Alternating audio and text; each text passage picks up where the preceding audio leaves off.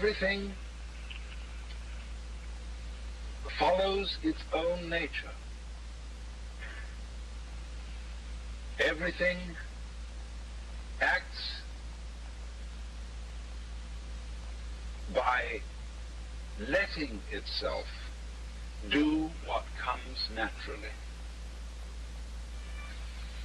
But inferior virtue is so studied, so contrived, so trying to be virtuous that it's not virtuous. And so in this way, the idea of the Tao is that it is the regulative principle of the universe, just for the very reason that it does not exercise force and does not dominate things. You know this now, but supposing you have been very much in love with a man or a woman, and you want them to love you. But you know always, don't you, that you can't force them to love you. And if you say, you must love me, love dries up. But on the other hand, if you say, look, please have it your way. You don't have to meet me tomorrow. Please, you choose. You know, let's let it go. And if you want to go and date somebody else than me, please help yourself. They always come back if you do it that way. Let it go and it returns to you. But dominate it and say, you must be mine, you lose it. See? So in the same way, the Chinese have the conception that the basic principle of the universe governs the universe, not by ruling, but by allowing everything in the universe to follow its own nature and to be itself. And you see, this is a colossal act of trust, of faith in everybody and everything else. And this is finally the only sane attitude. Because if you don't trust everybody and everything else, the only other thing you can do is to live in an armed camp where everybody and everything is watched, governed, regulated, with guards, with guns, with locked doors, with all kinds of Big Brother watching you on television. And what does poor Big Brother do on the other end of the TV set? Here he is sitting, watching what everybody else is doing. And he hasn't even got time to take a walk in the park with his girlfriend. What a mess he is. See, that would be the situation of God. If you take the idea of God literally as the authoritative watcher of everybody, who's writing in his little black book everything that everybody does, wouldn't you be sorry for God? Here he is wretchedly watching and writing his little black book, seeing what everybody does. He has no time to twiddle his thumbs, no time to look at the stars, no time to just plain enjoy being God. You see, he's got to watch all this. So, you can see then, for a young man, aged 15, 16, what a blessed relief it was to discover a conception of the universe where there wasn't a boss. A new cosmology, utterly different from the cosmologies we knew in the West at that time. We had two cosmologies in the West, you see. One was the authoritarian one, with the boss and God. But if you didn't want that, you did have another choice.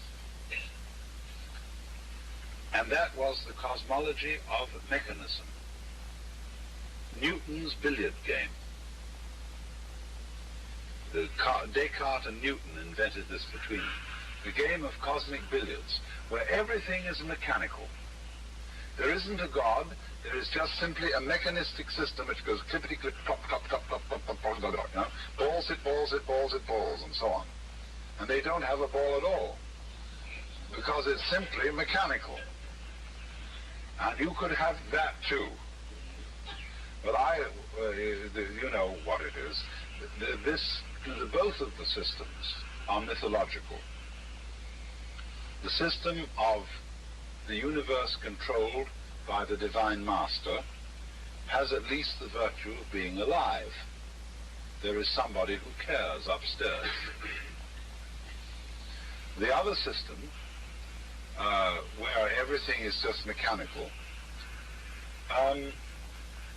is really a state of mind. It's invented by people who want to insist that they are very hard-boiled. They would say to the people who believe in God, you are just a lot of wishy-washy people who have indulged in wishful thinking. You want to think that there is somebody up there who cares. Now, as a matter of fact, there isn't. The universe in which we live is one which is totally stupid. And that we happen to be intelligent and feeling human beings is a mere accident. We are a fluke. We are a mere chance in the middle of this mindless mass of rock and fire. And because we know this, we are the tough guys. We are real hard-boiled, and we don't indulge in wishful thinking. Well, you see, this is just a way of setting yourself up. It's a kind of one-upmanship. You play this game of being a tough guy. Now you see, well, the thing I came across in Buddhism was neither of these two conceptions. Now, it wasn't on the one hand the authoritarian God, nor was it on the other hand the mechanistic nonsense. The universe is just a machine. It was quite different. It involved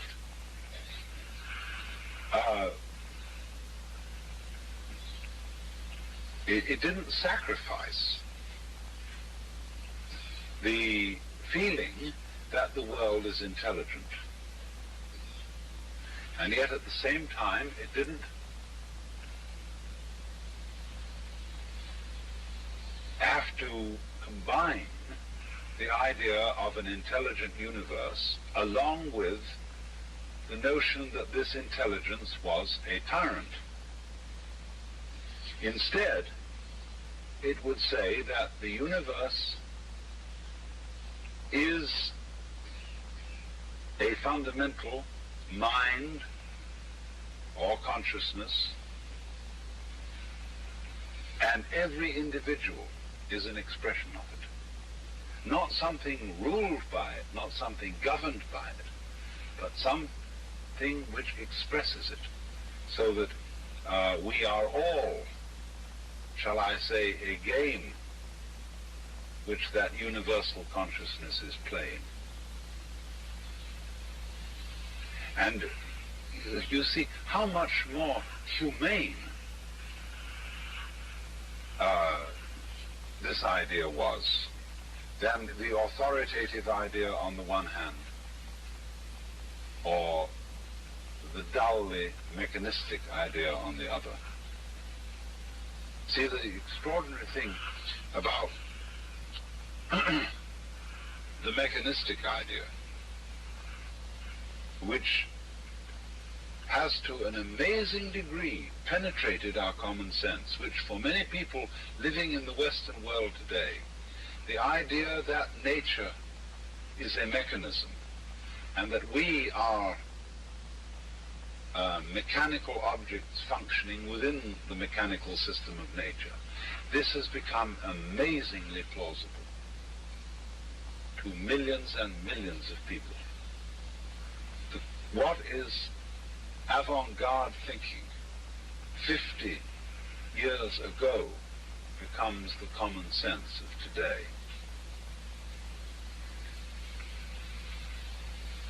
And so this notion of the mechanical universe has become to most people now plausible.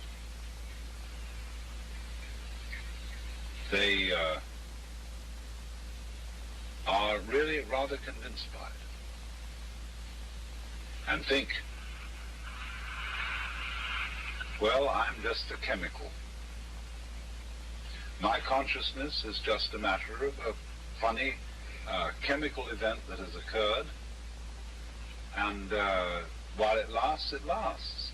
But when it's over, that'll be that.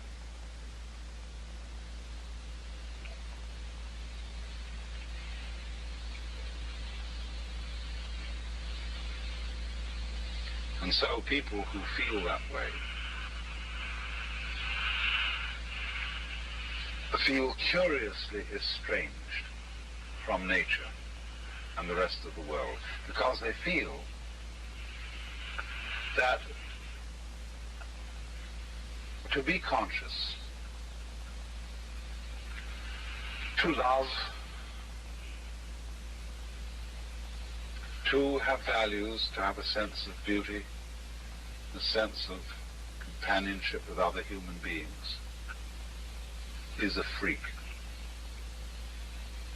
A freak in nature. That nature as such has no respect for this point of view at all.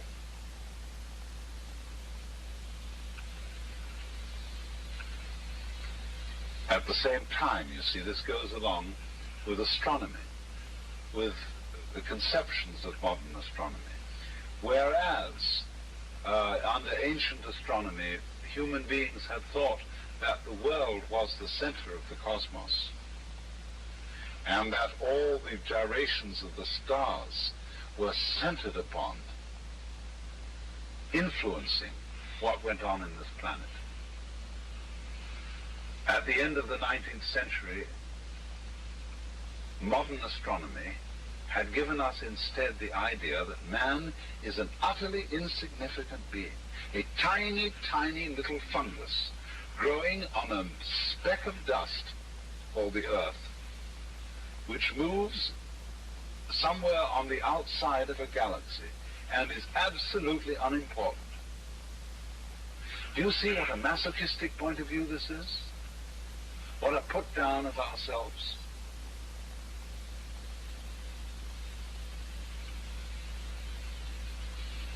It neglects the other side of the picture, equally scientific. The other side of the picture being that the human organism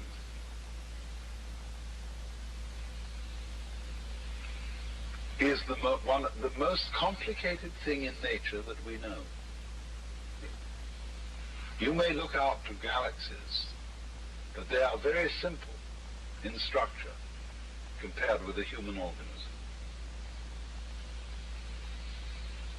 And so the human organism, with its nervous system, calls into being this whole cosmos. Because without eyes, the sun is not light. Without ears, vibrations in the air make no noise. Without muscles, nothing is heavy or light. And without the soft texture of the skin, nothing is hard or soft.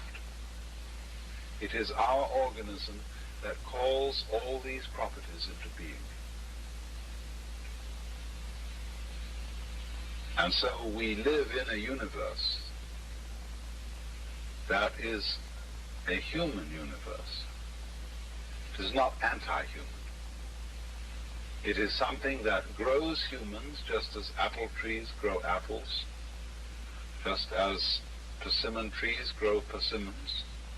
And so this tree of the world, which grows us human beings on it, is a peepal tree. You know, it's under a peepal tree that the Buddha was enlightened. That's a funny coincidence.